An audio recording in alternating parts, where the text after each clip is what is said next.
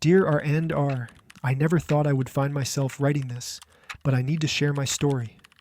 For years, I lived with bitterness in my heart. My father abandoned us when I was just a child, leaving my mother to struggle alone.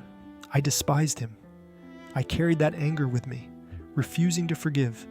But as time passed, the weight of resentment became unbearable. Then my world shattered. I was diagnosed with a severe illness. Doctors were uncertain, and fear gripped me. I cried out to God, not for healing, but for answers. And in that moment of despair, I heard a quiet whisper in my heart.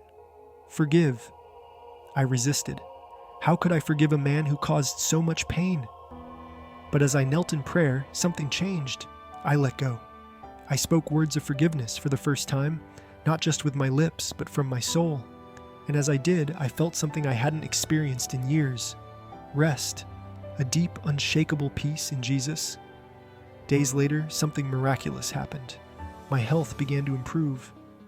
Test results baffled the doctors. What was once a dire diagnosis became a testimony of God's grace. But the greatest healing wasn't just in my body, it was in my heart. I reached out to my father. I never expected an apology. Yet when I called, he wept. He had been waiting for this moment for years, living with regret. That day, not only was I healed, but my family was restored. Forgiveness unlocked my healing.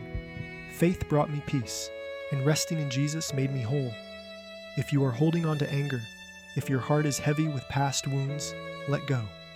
Forgive, find rest in Jesus, and watch how God works in your life. Restfully yours, Jonathan.